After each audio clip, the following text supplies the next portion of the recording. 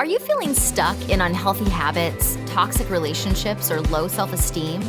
Do you crave a healthy relationship filled with inspiration, love, acceptance, and fun? You are tuned into the right place. The Laura Richer Show starts now. Join me, dating coach Laura Richer, as we share tools for using your dating breakdown for a relationship breakthrough. You might just be on the verge of attracting your soulmate. Attract the relationship you truly want and deserve. Now, join us for the show. Welcome to the Laura Richer Show, broadcasting on Transformation Talk Radio. I'm your host, dating and life coach Laura Richer. I'm also the owner of Richer Healing Hypnosis, Reiki, and Coaching. And I'm so excited to be here with my co-host, Andy Lucas. Hi, Andy. Hello, everyone. I'm so great to be here. Thanks for having me again. Of course. So Andy is the owner of Hummingbird Marketing Services, a boutique marketing firm that helps small businesses by offering a flutter of creative solutions. Yes. So today I have been very excited to do this episode of the Laura Richer Show because we are going to be answering your questions. I've been getting emails coming in from listeners of the show asking questions about dating and just anything around finding a relationship. And today we're going to get into answering those questions. So Andy, I believe, has a list prepared. I do. I have a list prepared. Before we get started on that, Laura, can you tell everybody what the Richer Love dating program is?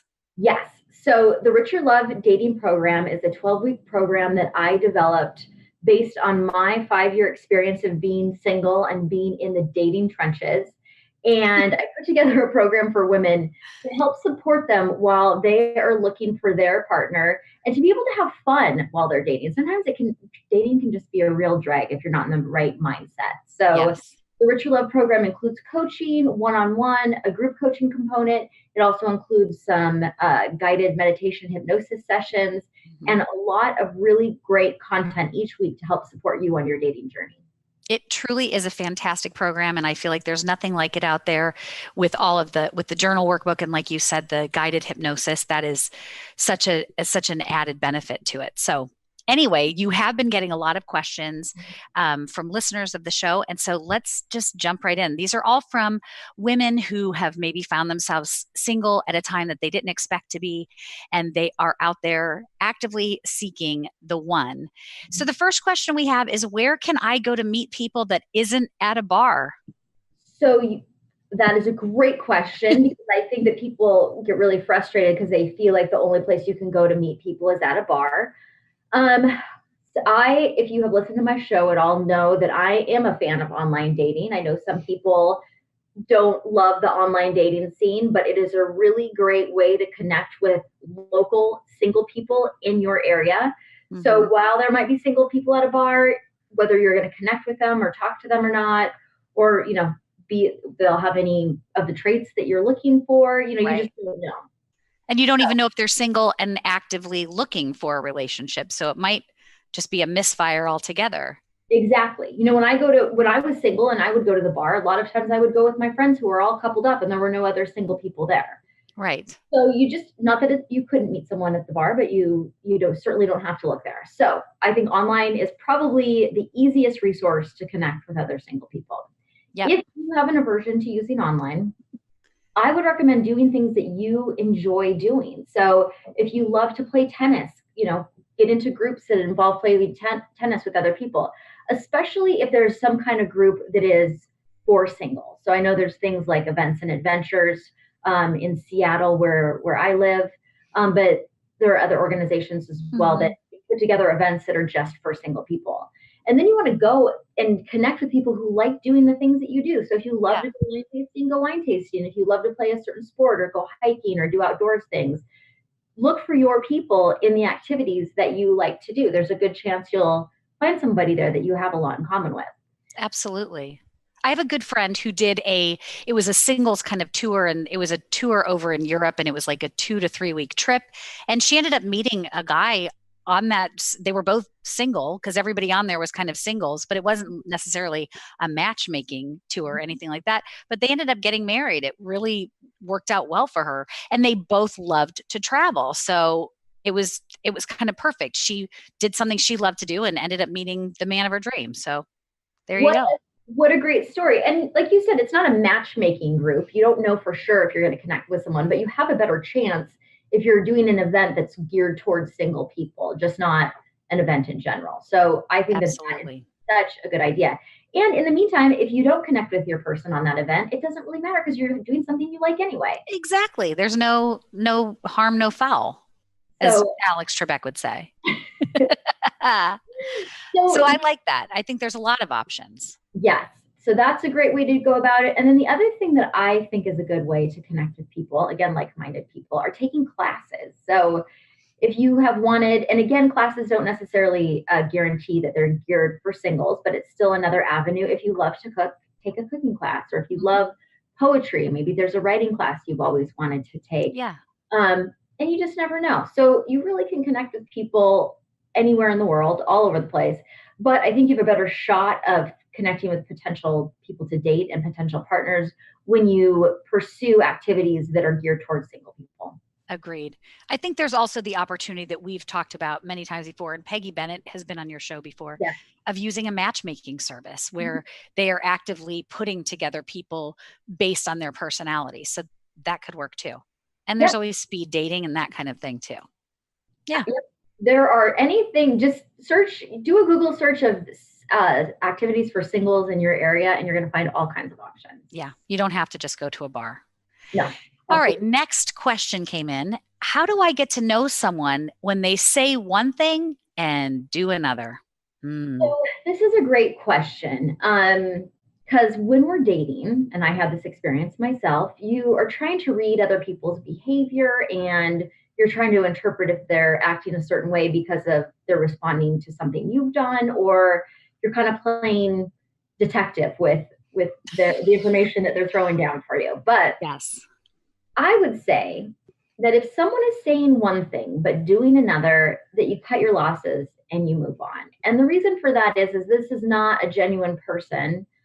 So we don't really know what they're about. You know, are they, what if they're lying about simple things? Are they lying about bigger things? Or if they're not following through, say they really want to get together, but then they don't call you. You know, do you want to date someone who doesn't follow through with commitments? I'd imagine that No. not what most of us are looking for. No. And especially at the beginning, they are really showing you who they are. Uh, and if they're not being honest with you and upfront and following through at the very beginning, why would you continue down a path with somebody who's already kind of disappointing you? Exactly. Mhm. And so this is probably not a person that you want to get to know, or that doesn't really know themselves either, that they don't know what they really want right now. And that's also someone who is not in a great space for dating. Right. And so I feel like the follow up question to that is, well, Laura, I attract more than one person like that, that I've dated several guys like that. Hmm. We actually have a question very similar to that. So, yes, what happens if you keep attracting these emotionally unavailable people or liars? Yes. So we are attracting people to us, that I am not disputing, but we're choosing who we let into our life experience. And so if you're continually engaging with people who are inauthentic in some sort of way or are disappointing you and it feels like it's a pattern, I would take a look at what choices you're making. You might be letting too many things slide. You might be negotiating your standards and expectations and waiting for someone to change, which rarely or never happens. Um, so I would say if that is something that you are continually experiencing, it's time to go in and do a little inner work. And that's what we do in Richer Love. I actually don't even have my clients date for the first 8 weeks of the program because I want Yeah. them to do some inner healing work and Mhm. get some clarity about what their values are and who they're actually looking to connect with. Sometimes that can be the disconnect is we're just open to whatever and Yeah. we're not bringing into our lives what we're looking for. Hmm. Yeah, I love that about your program is that you really have people focus on figuring out what it is that they truly want from a relationship. Because many times I think we don't think about it. Like I know what I saw in on TV and in Hollywood, and so I think that's what I want. But when you really do some soul searching, you might come up with some different answers than what you are traditionally seeing. So I love that about your program. Yeah, that's often Yeah. the case. So here is a kind of similar question. Why do I keep ending up with fixer-uppers? And tell us, what is a fixer-upper? So a fixer-upper is somebody who you are attracted to for some sort of reason. Maybe you find them physically attractive, or they have a certain level of status or achievement that is intriguing to you, but they really don't meet your minimum requirements. And that can be for anybody. So when you think of a fixer-upper, often I think of somebody who's kind of broken down, possibly unemployed or not, living their life dreams. So that's one definition of a fixer-upper type of person that is probably not in a good place to have a relationship because they don't have their own life in order. Right. There also could be somebody who I would put in the fixer-upper category who's super successful maybe in their life, but they aren't offering the relationship or emotional availability that you are wanting to have.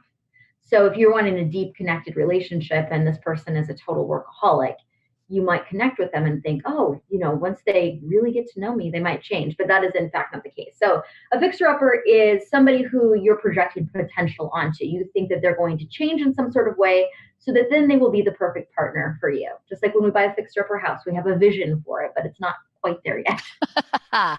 The money pit. Yes, exactly. So that's what a fixer-up. So why would somebody keep attracting the fixer-upper?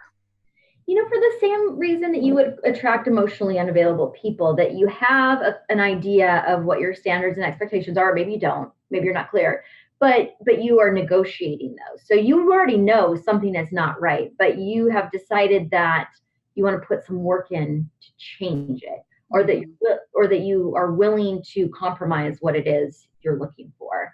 So if you find yourself in a pattern of doing that, it's just you're not choosing people who line up with what you're looking for in a relationship. So it goes back to that choice. Do you think there's anything to be said about I would attract a fixer-upper continually because I really don't want to look at myself? Oh, yes, that could be it too. That you bring up a good point.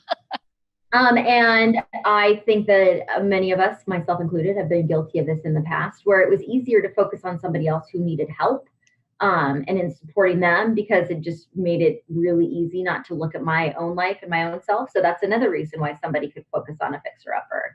Or they might not feel like they are in a place in their life where they deserve the partner that they actually want. And in that case, I would invite them to kind of direct their energy back to themselves and do the work that they need to do so that they are in a place to be in the relationship that they want to be in. Exactly. Okay, how about this one? And I have experienced this for sure.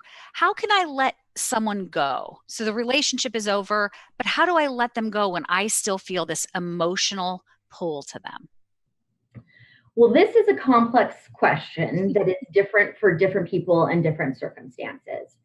But in general, that when you're in that space, when you're not able to detach from a relationship that you know isn't good for you, or you have detached, but still you feel emotionally unhealthy from the experience, that is the time, again, to pull back and really work on yourself, and find out what it is that is keeping you connected to an experience that was most likely negative for you. So often people who are in relationships with other people who have very narcissistic characteristics can find themselves feeling completely emotionally wrecked after the relationship. Yeah. And that's not a time to get into another relationship. That is a time to pull back and to really figure out what you need to do to take care of you. And that can be different for everybody. In my program, I use coaching and hypnotherapy. You could also start working with a counselor or any type of healing arts practitioner or therapist. Or you just might take a time to live as a single person and get to know yourself as an individual. And healing takes the time that it's going to take. And I would like for it, we all want to move through it really quickly. Yes. But unfortunately, there's no set number or formula. It's just where you're at. And I think a big part of healing is honoring that and accepting it. Yeah. I know that when I broke up with, or the relationship ended with the fixer-upper who I had dated for 4.5 years, I felt very still very drawn to him, even though I knew the relationship was not for me. And I was very depressed for a while. And then I just took a couple of years to just kind of process it and really get back into learning about myself again and trying to figure out what maybe my responsibility was in the relationship and kind of process and heal. So I wanted that to be over much more quickly than it was. But like you said, it takes whatever amount of time it's going to take to get through it. Yeah. When you resist it, which I did that too after the end of a marriage, that I thought, well, I'm done with this, on to the next thing. Yeah. And I really got myself stuck, because our emotions are there for us to process whenever we're ready to do it, but we don't get to bypass them. They will always be there. Yes. So sometimes trying to skip over them will actually get you stuck in a rut that will delay the healing process. Absolutely. Well, so this is another question that came in that I think is really related to what I just said. How do you move forward when you were the one who ended the relationship, but yet you're still grief-stricken and you are very depressed and can't really even get out of bed? How do you move forward? Because especially if you chose it, what advice do you have in that situation? This is something I've experienced in my own life, and I've worked with a lot of clients around, is sometimes people feel like, well, if I've chosen to end this relationship because it's not healthy for me and I recognize that my life needs to go in a different direction, they think that because of that awareness that you're not going to experience grief. But that is absolutely not the case. So the end of a relationship, whether it's of your choosing or not, is, you were with this person for who knows how long, sometimes 10, 20, 30 years. Yeah. So you're going to feel a loss. None of us stay in a relationship with someone that we don't have genuine feelings for, no matter how unhappy it is. And so I think sometimes when people when it is the person who has chosen to end the relationship, they feel like they aren't entitled to experience grief because it was their choice. But that is absolutely not true. That you will grieve the loss of a relationship, whether you ended it or if it was ended for you. The experience might be a little different. The person who chose to end the relationship might experience a lot of guilt, while the other person who maybe has been dumped is going to, that's the ugly word, really. Let go of. Yes. They may experience more feelings of rejection and grief. So the dynamic could be a little bit different, but that grief is still going to be there. And again, just like I said, with any type of healing, it's going to take the time that it's going to take.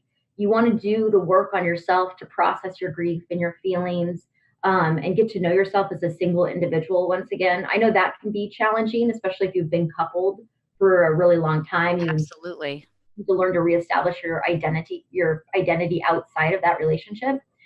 So yeah, I think that, I want everyone to know that has ended their relationships that you're entitled to grieve too. Just because you're the one who called it doesn't mean that you're not going to have any sadness around it. Right. And I think that's something that we kind of forget. You said at the beginning, where you wouldn't stay in a relationship if the person was horrible all the time. Even if it's not the right relationship, it doesn't mean you have to stay in it. So it can be hard to say, I'm ending this, even though there are good parts to it. And it's okay to kind of let go of it, even if there are some good parts. Well, and even if it was horrible most of the time, one of the things you're letting go of is that you had a dream for that relationship. You stayed engaged in it because you had a vision of what it could be. And a lot of times the grief that we're experiencing is not about the actual experience itself, although that's a part of it, but also the loss of the vision that you had for your life and how that never came into being. And that happens to people, not only in relationships, but in jobs and, different goals. Yeah. When you realize it's not going to be what you thought it was going to be, and you have to grieve, that's a separate loss that you're grieving. Yeah. Okay. So next question. Okay. I know I want a family. So why do I keep dating unqualified candidates? Okay. So I love this question. And let me just start by saying what a qualified candidate is. So if we were to hire somebody to work in our business, we would want to choose the most qualified person that lined up with the vision of our business, that could handle the job responsibilities. They had the qualifications, the educational background, the skill set to do the job we were wanting them to do. And that while this might seem not like the most romantic idea, relationships are really no different. If you want to have a family, especially, you want to connect with a partner who also wants to have a family. Right. Bare minimum there, who also wants to have children. And that's, there's so much disappointment when you think somebody's going to change their mind. I mean, just because you really love children and you love babies and you think, oh, you know what, they're going to come around. Maybe that will be true, but maybe it will not be true. Right. And so if I really wanted to have a family and I was dating a partner who did not, if that wasn't something I was willing to let go of for myself. And, some people are on the fence. They're like, well, I'd rather have this partner than the family. And then that's great too. Yes. But if that's not the case, if having a family is a part of your greater life vision, that you just can't imagine life feeling like a success unless you accomplish this in your life, I would recommend to only date people who also want to have families, who also are stable and in a point in their lives where they're ready for that commitment. Sometimes we're not ready for that yet, especially people who are younger in their 20s and early 30s, that they're still establishing their careers and themselves and getting to know themselves and how they want to show up in the world. So, you have to make, again, it goes back to, and if I was my own therapist when I was struggling and somebody said this to me, I'd say like, oh, it's not this easy, but it is. You have to make a different choice. Yeah. As hard as that can feel to let go of somebody who you love. But if you don't have the same life vision, then it's not going to work. Someone's going to be disappointed. Somebody's going to have to give up themselves to fit into your vision or vice versa. And you're going to resent one another and it's not going to work out. Yeah. I have a good friend whose mother didn't want to have children and the father wanted to have 4 children. So they compromised. They compromised and had 2. Mm-hmm. And her mother was miserable most of her life and told her frequently that she never really wanted kids. So it did not work out for anyone in that case, I don't think. And that's the other thing, is you want to think about the kids too. What kind of dynamic are you bringing them into? A parent who has having children forced on them could really fall in love with the kids and it could all work out, or it might not go so well, like the example that you just gave. Yeah, could be a nightmare. Yes, it could definitely be a nightmare. Yes. So here's another question kind of on the flip side of that. Is it true that at my age, and so I'm assuming this one came in maybe from someone in their 40s or better, is it true that at my age, all the good ones are taken? No. The answer to that question is no, absolutely not. At any age? I think that at any age, there are single people. A friend of mine's aunt got divorced when she was 70, and so she was single at 70. I have another client whose husband passed away when she was 80, and she was single in her 80s, and they started dating again. Yeah. So just because you're of a certain age doesn't mean that all the good ones are taken or that everyone is coupled up. There are other people who are single in your age category. I think that every age category has different challenges. Sure. So that is true.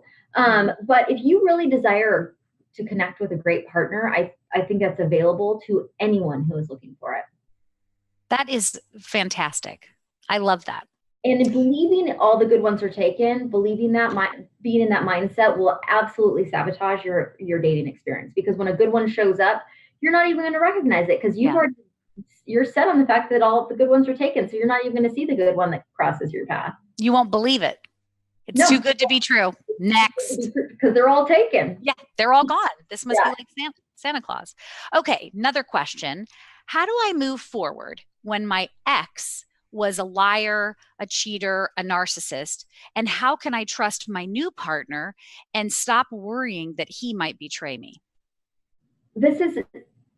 First of all, I really want to acknowledge how difficult and painful of an experience it is to be betrayed in your relationship and to be let down and have to recover from that. So this is not easy work to do, but it is possible. And so the first thing that you need to work on, and sometimes being in a relationship with somebody who has narcissistic traits can totally destroy your sense of self and your trust in self. So the first thing you want to do is work on rebuilding the trust you have within yourself. And this can be really hard for people who've connected in difficult relationships because they wonder why they made such a bad choice. And so they're like, well, I can't trust myself. Look what happened last time I did. Right. But that isn't true. most likely you're not going to you won't make the same mistake again. You will have known too much now. You're not going to be able to make that choice again. But you still want to do the work to trust in yourself, to know that you have your own back, that if anyone is disrespectful to you or hurts you or betrays you, that you're going to pull yourself out of that situation. So it's not about never getting hurt again, because we can't get guard against that. There's no guarantee. Right. But if I know, yeah, somebody could hurt me, but I love me unconditionally. I take care of me no matter what. If somebody hurts me, I'm going to move on. Then it's pretty easy to move forward and interact with new people. Yeah. And I'm not fragile. I'm going to be able to get through it. Mm-hmm. And you might be fragile for a certain amount of time. And if that's the case, you should not be dating during that time.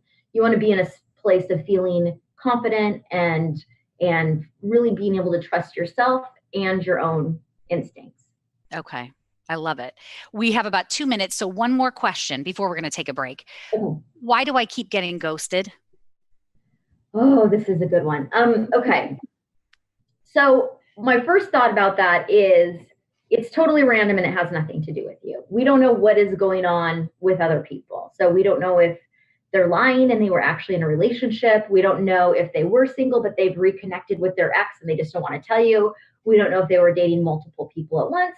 We don't know if they just didn't really like you that much. We just really don't know what the reason is. Mm-hmm. But what we do know is this is somebody who lacks integrity because they couldn't even be bothered to tell you that they were not going to show up for whatever they're not showing up for. Exactly. Even if that's not to kindly return a text and say, hey, I'm just not feeling this. Right. So that's a red flag right there, that this is probably somebody who's flaky or just not into you, which you don't want to date somebody who's not into you, first and foremost.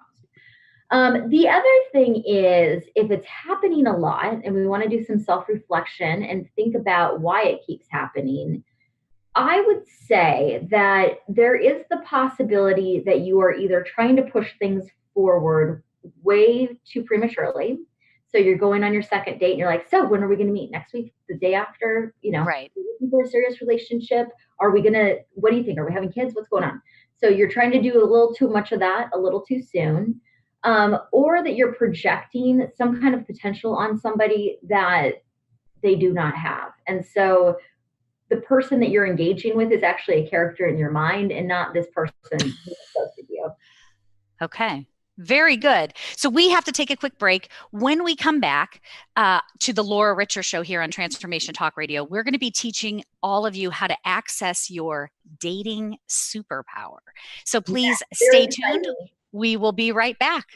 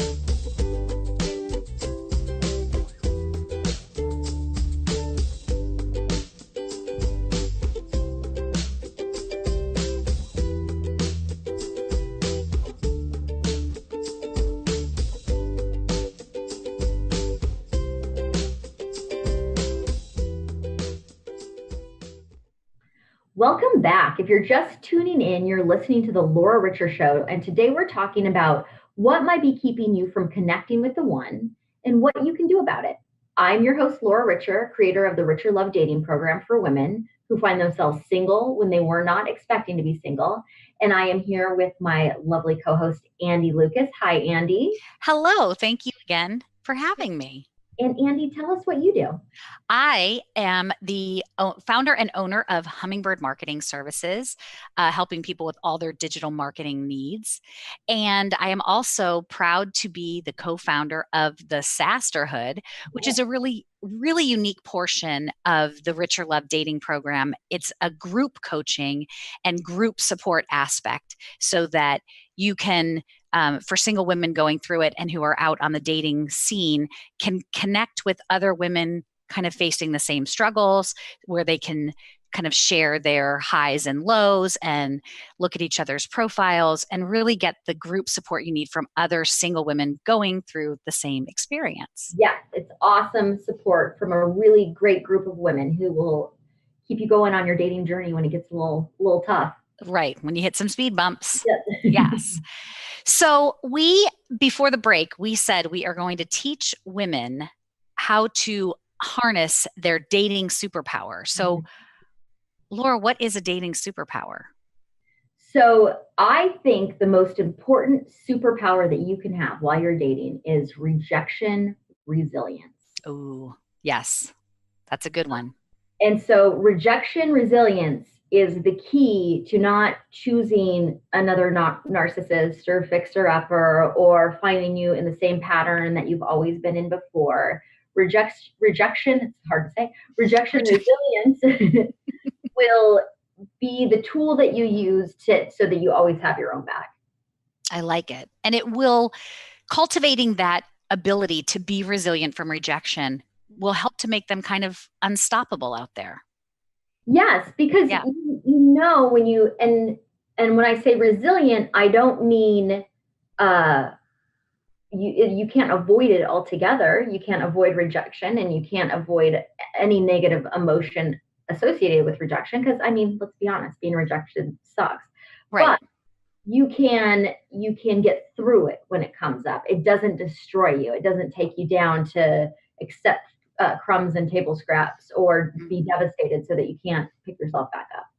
And it might make it much more quickly that you, like you said, rejection hurts. It doesn't feel good, but if it does hurt you, you're going to bounce back much more quickly when you're resilient. Yes, absolutely. Yes. So we have feelings. We're human beings. We won't avoid rejection altogether, but we will be resilient to it. We will move forward. And why do you feel like this is so important? Because this is what allows you to not choose the wrong relationship. This is what allows you to not keep chasing something that is not for you. It allows you to identify something and say, you know what? My bare minimum standard is that I want to date people who want to be with me. And while it hurts that this person doesn't want to be with me, they don't meet my minimum standard. So I can let that go and I can move forward knowing that I'm looking for the relationship for me. I don't have to hold on to things that aren't meeting my requirements. Like Oprah Winfrey says, I don't want anyone who doesn't want to be with me. Exactly. I mean, and it's so simple, but I see so many people where that's why their dating experiences have become painful, is they are continually engaging with people who are not offering what they're looking for. Mm-hmm. Even if it's as simple as wanting to be in a relationship with them. And it is just so painful. But they are doing that because they're not resilient to rejection. They feel like the rejection might kill them. And so they keep engaging in a situation that's more painful than actually moving on would be. What do you say to people who are like, well, I like the chase. So I'm okay with the rejection because I really like to chase somebody and really go after it. Well, that's fine, but you won't end up in a relationship. But if you like to chase, you can chase as long as you want to. I mean, and we're talking to the women who are looking to be in a relationship. You know, a lot of times it's the time to be single. It's not always the right time to be in relationship. Right. I had a period of time after my divorce where I was single for 5 years, and a lot of that time I wasn't ready to be in a relationship again, and there was nothing wrong with that.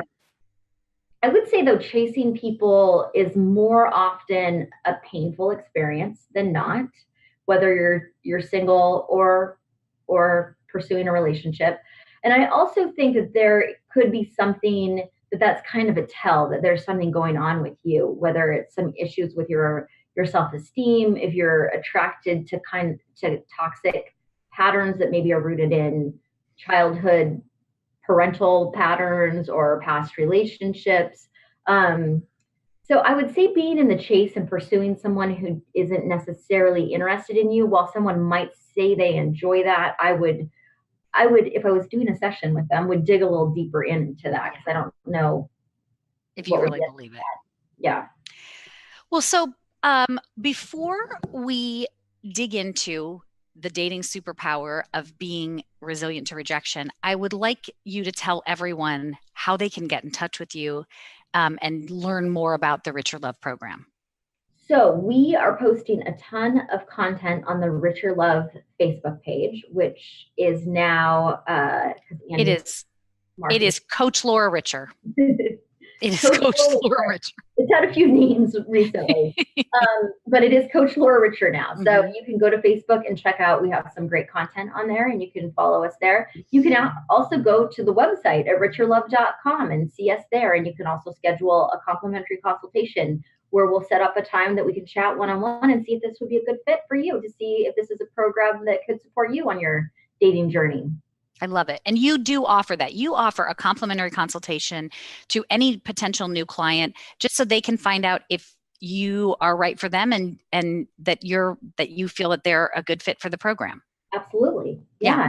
I think that's awesome. So let's get into what this process is for developing your resilience superpower. Okay. What do we start with? So part of being resilient to rejection is knowing how amazing you are. Why should you tolerate less than you want? You are an amazing human being. You have a lot to offer the world. Why are you going to settle for less?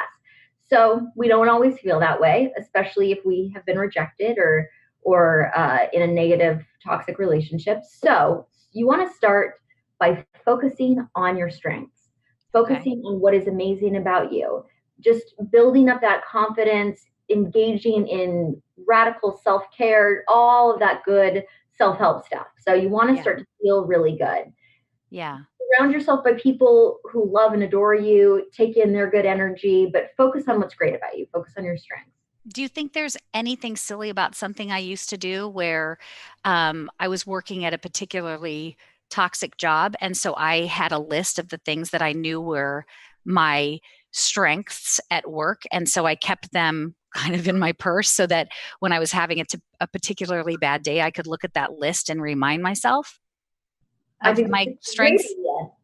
And that was just with work, but anyone could do this with any of their strengths. That's almost like, your daily positive affirmations in a way. Yes. I mean, we're taking in negativity from the outside world all the time, and sometimes we're getting criticism from work, from our teenage children. I mean, there's all kinds of places where people are going to tell you you're falling short. Yeah. So you want to work on changing your own inner dialogue and how you talk to yourself. Because typically we are the most critical of ourselves, and we talk to ourselves in a way that we would not talk to anyone else. So you have to really get to a place where you love you. And that just starts by finding the reasons that you can focus on loving yourself.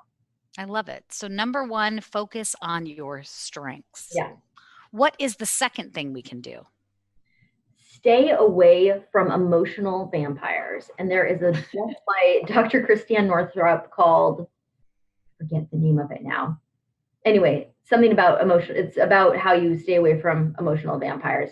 And it just talks about when you're with people who deplete your energy and really make you feel bad about yourself. I mean, if you've ever been friends with somebody, for example, that only talks about themselves, they only want to engage with you when they need something from you, they want to feed off of your good energy, you notice that you start feeling bad about yourself around those people. Yes. And frankly, bad about them. Yeah, that too. Yes. Yeah. I have a current friend like this right now who that's kind of how it is. And I'm cutting the ties. It is very depleting to be around that, where they're sucking the life out of me. Yeah. And so what do you think if you were dating, I know you're not now, but if you were dating and you were engaging in a lot of those relationships, what do you think the toll would be? I would feel completely depleted. I would have nothing left for myself. And I would feel really, I think, just kind of low and sad. Yeah. It just wouldn't be good. But the most important thing is I wouldn't have anything left for myself. Right. And one of the things you're focusing on the strengths, focusing on taking care of myself and feeling good about myself. And that would not make me feel good. No, because when you're around people that don't really value you for you, you stop valuing. Well, you don't have to stop, but it could be easier to fall into the same pattern. Yes, exactly. So we're going to focus on our strengths and we're going to stay away from emotional vampires. Yes. And then we are also going to number 3. And I mentioned this a little bit earlier, but practice radical self-care. So self-care usually is thought of as like getting a massage and, cooking yourself a nice meal. And that is awesome. I recommend doing that.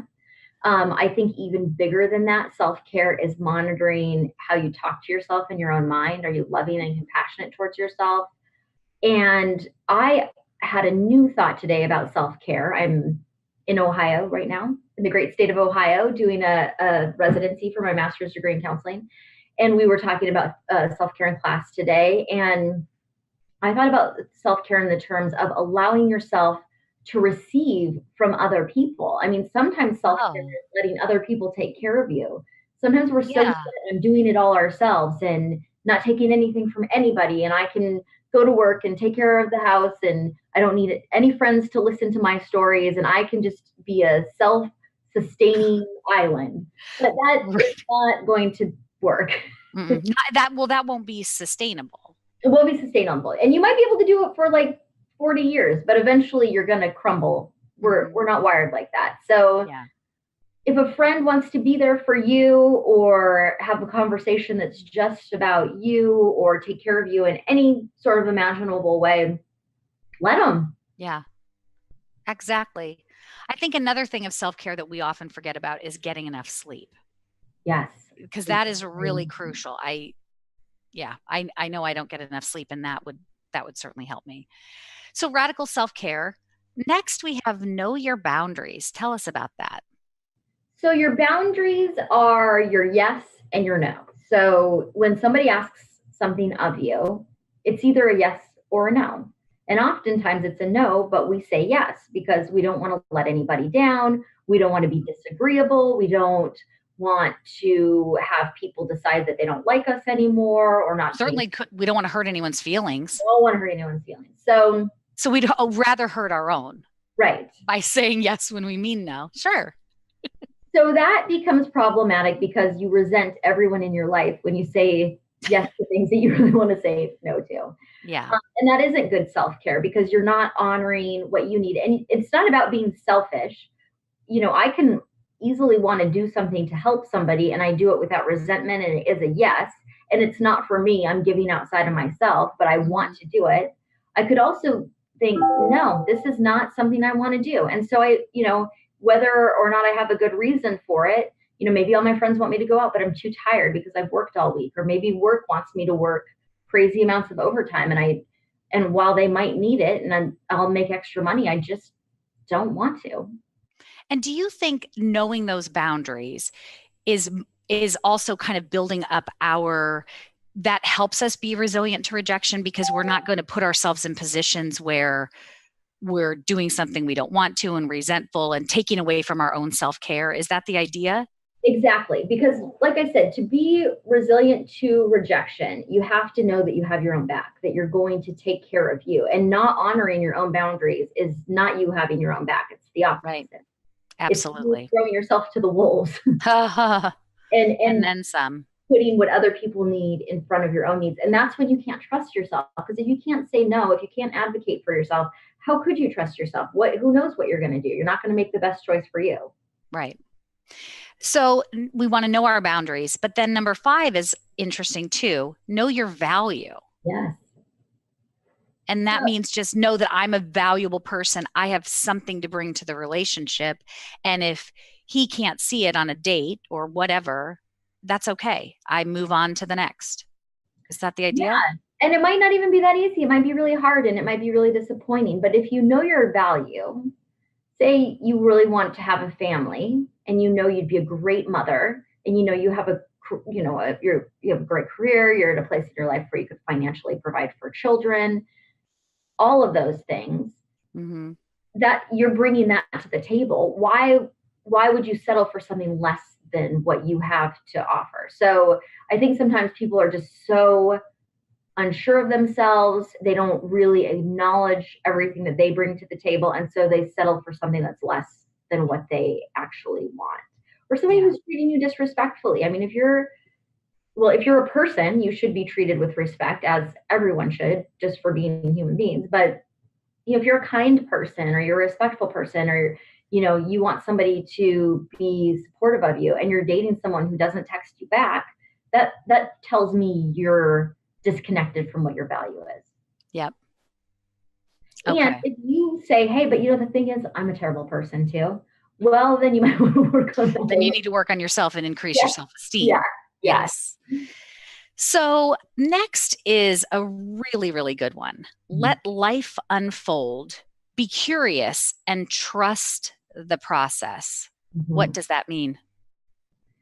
Okay, so this was for me the aha moment that changed my dating experience. So I am a doer.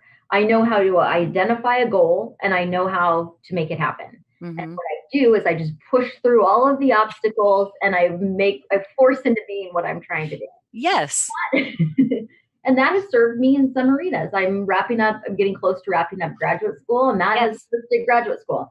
And it served me in certain areas of my career. But in relationship, I was doing that to people. I was saying, okay, well, you look attractive, and I have this box that I need somebody to fit into. So maybe I could put you in this box. Yeah.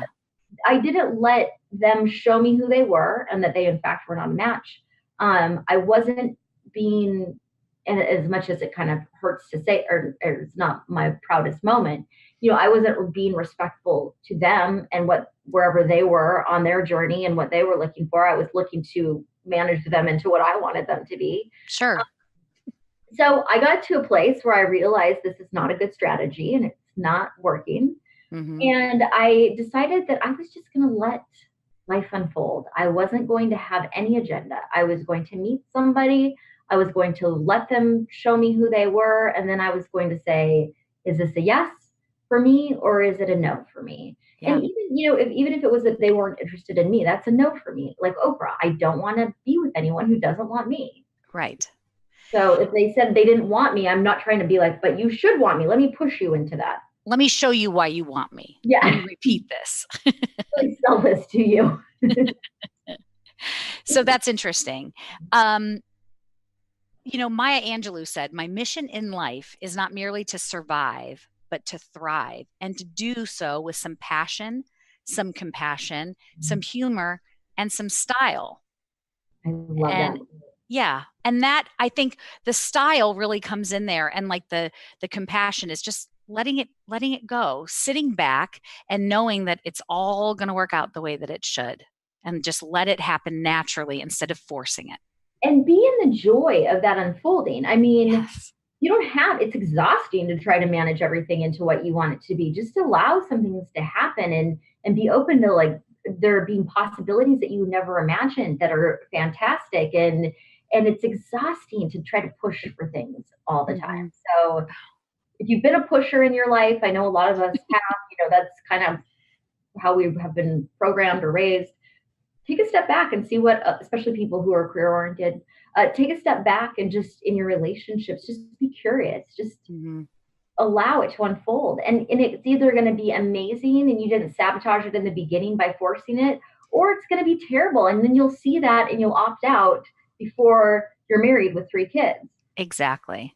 It is interesting that you bring up a lot of us do that in our career, because I was very focused on my career most of my life. I mean, that's what I was doing. And we have talked about this before, to try not to manage relationships like you manage your career, because it's 2 very different things. That's not to say that dating qualified candidates, like you said before, not that you're interviewing people, you still want to date qualified candidates who are going to bring the most to your life experience and you to them, but to not treat it so much like a career and just push through all roadblocks, no matter what. Stay with the qualified candidates. That is solid. but don't take unqualified candidates and put them in your training program. Like if they're not the right fit, then let them go. Yes. No training program here. No. Well, and so that is what you have next on your list is to date qualified candidates. So we talked about this a little bit in the first half. Why do I keep dating unqualified candidates? So tell us again, what's a qualified candidate? I'm sure it's different for every person. Yeah, I mean, you're going to define what that is for you and your life. And so, and I've mentioned this many times before, when I met Travis, who is a little younger than me, I kind of thought, I'm not really looking to date somebody younger than me. I've never done that before.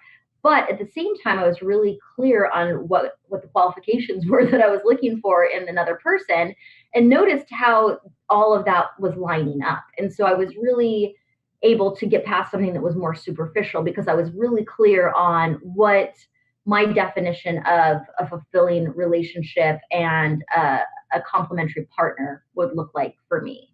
Yeah. In my younger years, I did not make choices in that sort of way and thought, oh, well, you're cute. And I know you've got like a laundry list of issues, but I'm sure it'll probably change. And yeah it'll change. Yeah. Exactly. And so that's kind of what you're talking about with your qualifications is what your, not so much standards, but maybe what your standards are and what you are looking for in a relationship. Right. And that's to kind of hold somebody up to the standards, not force them into meeting your standards, but to date someone who already is meeting them. Yeah, don't force anybody into doing anything. That's not your job. And it's really disrespectful of the path that they're on. And, you know, you want to look for the people who are complement and have the similar life vision as you, not somebody who you have to beat into submission. Yeah, exactly. We don't want that. Vision. And, you know, and that's, sometimes it's really vague. It's not so cut and dry. But if you, I mean, here's some tells. If you just feel disappointed all the time, if you feel let down all the time, if you feel stagnant, like nothing is moving forward, if you feel like you can't speak up and say what you really think, or that you're shut down when you're trying to share, those are all signs that you are trying to manage somebody into a place where they're not ready to be. Yeah. Yeah. So the last one to uncover our superpowers, and we only have about 2 minutes left. Oh my gosh, is so fast. I know. Don't be afraid to let go of the things that don't fit and don't work. And we've kind of been just saying this. Don't force someone into your box or into your training program. Yeah, your training candidates training program. Yeah. But don't be afraid to let go of it. If it's not right and this isn't the right person, it's okay to walk away from it, right? And meet somebody who is the right partner. Well, and I have said this many times before, I actually don't buy into the idea that relationships are hard work or that marriages are hard work. Right. They are, I think that they take commitment and they take sometimes compromise and they take being kind and compassionate when you don't feel like it sometimes and those kinds of things. Yeah. But if it's hard work, if you feel energetically completely drained, if you feel like you're not even yourself anymore, that you look in the mirror and you're like, who is this in this relationship? If you feel like you have totally self-sacrificed, if it's that kind of hard work, you're in the wrong. Yeah. So I can't believe this, but our time is up. This has been another fantastic episode. For more information from Laura, they should go to richerlove.com. Yes. And definitely follow you on Facebook, Coach Laura Richer. So thanks everyone for tuning in. And we look forward to seeing you at the next episode of the Laura Richer Show. Have a good day. Bye. You've been listening to On the Verge Radio, using your breakdown for a breakthrough with Coach Laura Richer. We all have that moment in life when we are on the verge of big change. This time of transition is a wild and unknown place. How will you show up? Embrace the positive, drop the negative, and you can experience total transformation. Schedule a breakthrough session with Laura at seattlehealinghypnosis.com. Laura will help you discover the path to creating rapid and positive changes. Tune in every month for On the Verge Radio with Laura Richer.